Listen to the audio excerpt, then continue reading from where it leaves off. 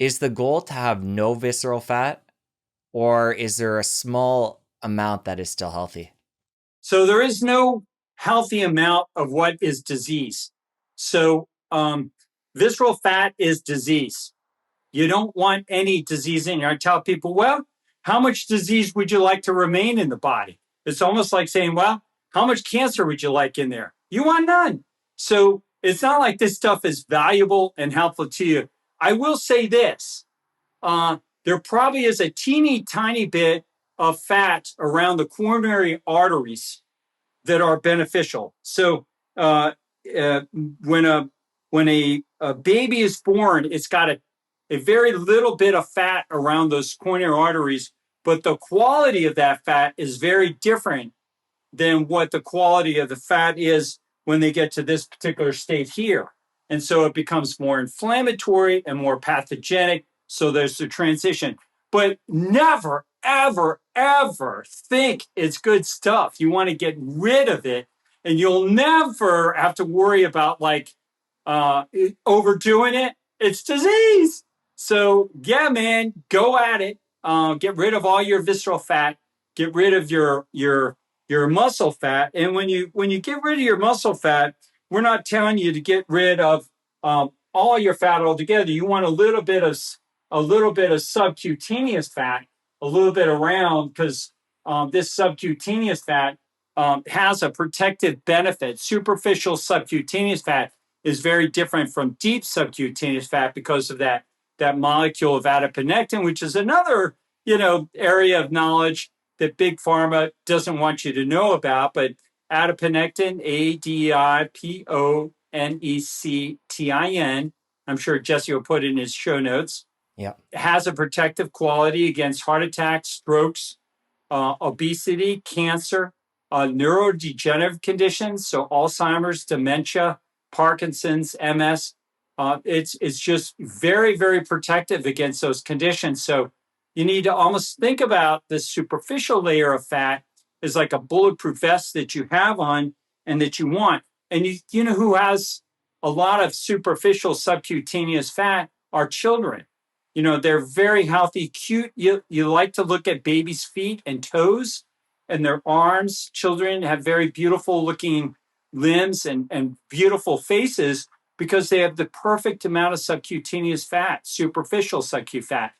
And then 80-year-olds and 90-year-olds are losing their subcutaneous fat. So an interesting, picture just came out actually yesterday, and I'll see if of Liver King, and Liver King was standing up, and he has no superficial subcutaneous fat in his face at all. I actually, unfortunately, don't have it readily to grab, but bodybuilders lose their superficial subcutaneous fat in favor of having striated muscles. And then you see their tortuous blood vessels, their veins are very diseased and twisted. And they look at it so much, they think it's healthy. It's like a group of anorexics getting together and looking at each other's skinny bodies without muscle or fat and thinking that's healthy. So if you're in the bodybuilder community, I would tell you, rescue yourself. A recent study came out that showed the incidence of sudden cardiac death, meaning death, mortality, for an amateur bodybuilder is about 10 to 15 times greater than a couch potato. Wrap your head around that. An amateur bodybuilder is 10 to 15 times greater chance of having a sudden cardiac event where they die than an average couch potato, an average person. And if you're a professional bodybuilder, are you ready for this? 90 to 180 times the risk of sudden cardiac death. I mean, this is a super dangerous. It may be, I did a post on it. It may be literally the most dangerous form of competition that you can get involved in. I think I'd rather do, duels with pistols. It's just that dangerous to lose your superficial subcutaneous fat. and then they're increasing their visceral fat within their muscles. And it's remarkable, all these big boys and big girls that do this aren't getting an MRI scan. They just get a stupid DEXA scan, and it doesn't measure the fat in their muscle and fat around their heart. Well, yo, no, man, I'll tell you, I'm good. No, I'm healthy, man. I'll go rip you up and shit. I'll go lift you up. I can lift way more than you. Dummy. You don't know what's going on around your heart. Get an MRI. See how healthy you are. See what your risk is. I mean, you can't lie with these studies that show these people are dropping dead. And now there's a lot more to it. It's not like lifting weights causes it. It's this body dysmorphia that they lift when they lift in that competitive way. They're also doing steroids. They're doing performance enhancing drugs. They're abusing hormones, insulin, trying to get an insulinogenic response and growth hormone, and all sorts of exogenous substances. And so there's a lot of contributing factors definitely going into it. I don't want to suggest lifting weights is the danger. It's the lifestyle. But what's being ignored is a lack of superficial subcutaneous fat, and they end up they accelerate their aging. The truth is, when you look at these arms and look at the limbs of these people, and there's this, maybe this one guy off. Here's an example. This one guy off the internet, I just saw it today. See this tortuous, a lack of subcutaneous fat in these tortuous vessels that are in there. What it's doing is basically accelerating disease. And I like to say, wow, man, cool. Look at those veins. Wow, you can really see them. You know what it reminds me of? The 90-year-olds that come into the ER. They were dying of strokes and cancer and having all these problems. They literally have lost all their superficial subcutaneous fat. So we just kind of put out there, in social media and marketing that, bodybuilders, lack of subcutaneous fat, that's what you want. It's not what you want. You want to have this superficial layer of fat, and you want to have it in your face so that you can see this nice look, not inflammation. And maybe one quick, I'll show you this example. I think it'd be really powerful to show this to you. Perfect. While you're pulling that up, I'll ask you a question about this subcutaneous fat. So you talked about bodybuilders, but that's a special population. Say it's a 90-year-old coming to the ER. If they're lacking this healthy fat, what are average people doing to lose that? Average people, what's contributing to it, the loss of is basically chronic disease. So we see people in poor lifestyle choices, eating processed foods, stress, poor sleep, a lack of access to good, wholesome, nutrient-dense meat, and a lack of optimizing their microbiome. The loss and deterioration of their microbiome's health causes visceral adiposity, heart fat, muscle fat, and a lack of subcutaneous fat. So this guy here caused this from poor lifestyle, improved it. And this is his abdomen. I showed those before, his legs. But look at his face, okay? How much this is him when he had all that visceral fat. This is him today. So take a look at this. This was brand new. I didn't share this last time, but look at these two scans. Very powerful. So these two individuals are two different males. They're actually, related. They both have different amounts of visceral fat. Now imagine what their faces look like. Just imagine. I'm going to show you, they're going to have higher levels of inflammation because of this visceral fat. And it's just an exercise. But now I'm going to show you, in those few seconds, I'm going to show you now what their faces really look like next to the respective scans. Can you see it? Yeah. These are kids. So this kid has got this full inflamed face and these kind of tired looking eyes. And this kid has this full looking face as well. And not a great look. But now, Jesse, and everybody listening, Watch this. Watch what happens when these children who've been scanned get educated about their visceral fat with their parents, and the whole family works to get rid of visceral fat. Look at what happens to these kids' faces. This kid goes from here to here, and this kid goes from here to here. So while they're looking like average kids, now they look like they could be child models and do advertising.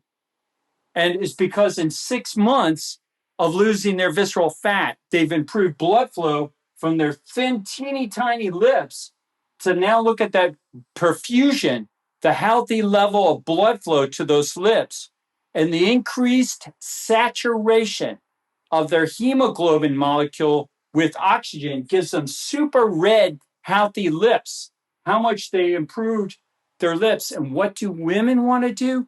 Red lipstick to try to look healthy, to attract us, and red fingernail polish and red toenail polish to have that kind of appearance. They don't know why. They're not saying, well, geez, I got to get a little bottle of this red color enamel because I need to increase the appearance of my hemoglobin saturation with oxygen in case I encounter a male. They have no idea. They're just biologically wired to know that they should have healthy nail beds that look red and that it catches more guys' eyes. But this is what happens in children. And the parents of these boys wanted their images shared with the world so that everybody else becomes aware of visceral fat in children and the influence that visceral fat has in lives. So if you're a parent and you got kids and your kids have little full faces, why in the world aren't you helping them out and finding out about disease in your child's life and getting rid of it? And in your own life, because if it's in your kids, it's going to be in you. Okay, coming back to superficial fat, you made it clear there that when we take care of visceral fat, that'll balance out in a healthy way too. So good news, it's not a separate thing. We take care of the health of the body, we lose the visceral fat, we maintain a healthy level of that superficial fat. That's correct. It really is the case when you get rid of visceral fat. We notice by MRIs that the health of the body improves and people preserve their superficial subcutaneous fat. So we have this tremendous benefit that shows where one bad fat goes away, one good fat actually is preserved and increases. And it is, I've never seen an exception to it.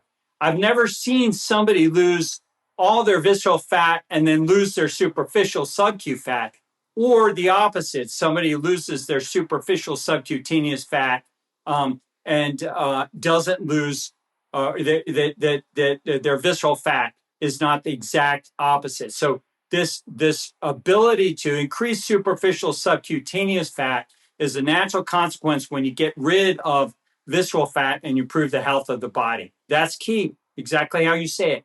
Improve the health of the body, and it optimizes your tissues. It gets rid of bad, dangerous inflammatory fat. And it actually, the other thing interesting happens, even without exercising, is muscle grows. Muscle increases, even when somebody refuses to exercise. We think it's just because of walking, getting out of chairs, getting in and out of cars. There's always some kind of physical activity, and your muscles will improve if you get rid of the inflammatory fat that's inside of those muscles. They'll start to recover and start growing. So it's a really important strategy is optimizing your health so you get rid of these dangerous fat depots and get the good beneficial fat, a superficial subcu fat, into your body. Here's one other picture I'll show you. This guy, very interesting, Jesse. You ready for some more interesting science Dr. Sean's figured out? For sure. This guy came to me in January of this year. This is Don. Don's a great guy. He's 86 years old, and he came to me, and he pretty much talked just how he looks there. He had kind of a slow way of talking and kind of a flat affect not very animated, not joke around, very serious Don, 86 years old. And when you think about your experience of being honest, 80-year-olds and 90-year-olds are very serious. They're kind of a flat affect. They're not laughing and joking around. There's not a lot of animation. There's not a lot of expressivity where they show facial expressions. They're on a completely different plane, and who's completely the opposite to like 89-year-olds? Babies. You can stay at a baby and they change their expressions all the time. And it's like pure gold. When they smile, it's wonderful. And when they got a sad look, it looks like the saddest look in the world. It's incredible, it breaks your heart. And when they get startled, it's this crazy startle look. Their expressivity is a reflection of their health. And the lack of expressivity in America is the manifestation of disease. It's not old age. So guess what happened to Don? He became more animated. He now jokes around. He is almost like inappropriate. Why do I say he's inappropriate? Because 80-year-olds, and this guy Don is now 87, aren't supposed to be animated, expressive, and joking around. When was the last time you saw a 90-year-old up on a stage and really funny?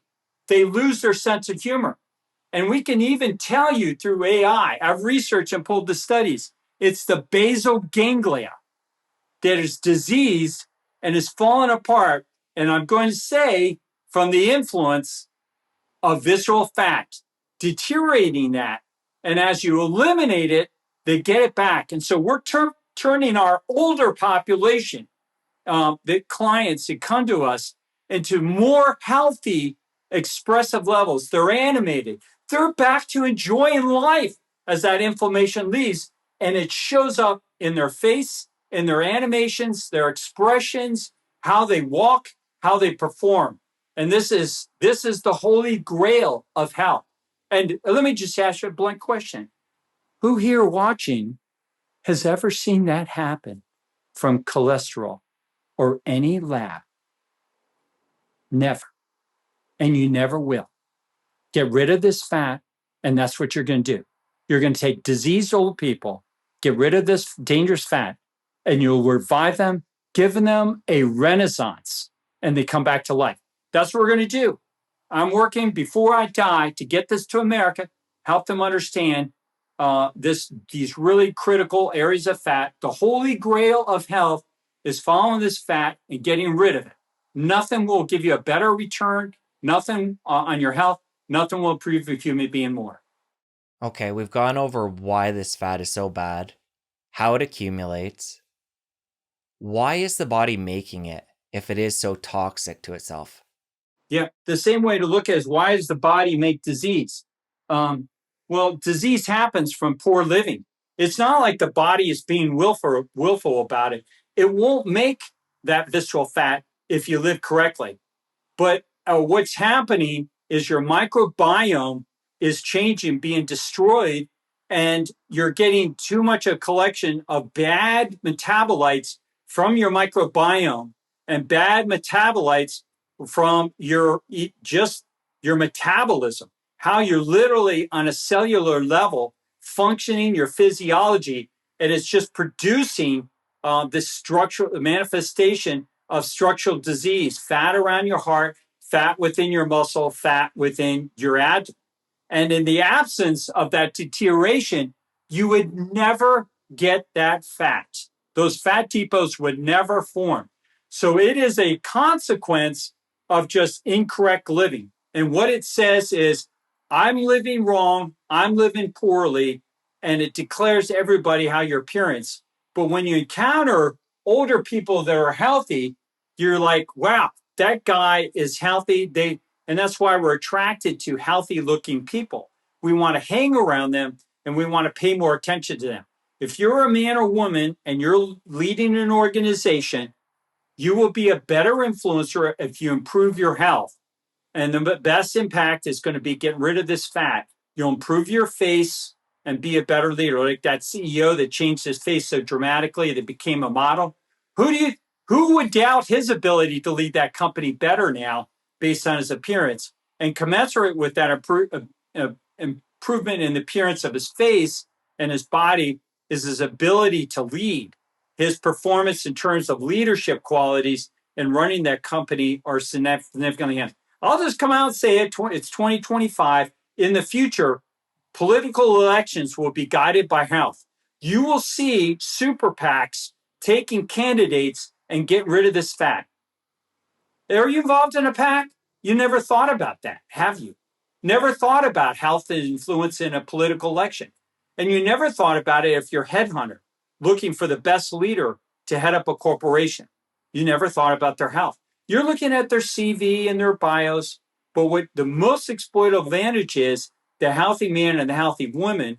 And if you got existing leadership, you're the primary shareholder of a company. If I was a primary shareholder of a company, instead of being a retired Army colonel with no money to invest in a company, I would be looking to optimize the biology of the key people in that C-suite, the CEO, CFO, COO, CTO, all those C-suites I'd be biologically optimizing to run that company better. And that would be far better strategies to improve that company performance. So elections, business executives, politicians, leaders of organizations, social media, health influencers like yourself. That's why you do well, Jesse.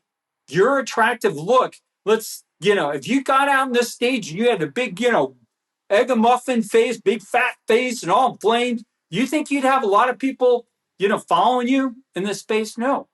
You ask intelligent questions. You figure out things faster than most people as a host because you're truly healthier than more people. And so it equates to better performance. But we can refine you better. You make it big, you get, come work in our medical practice. We'll tune you up even more. If you enjoyed that clip, you're going to want to head over here and catch the full episode. I'll see you over there. I'm talking to you right now. If you got a chronic disease and you're not getting rid of your visceral fat, stop complaining. Don't wait for your doctor to tell you to do this because it's literally kept out of medical school. Just get rid of it.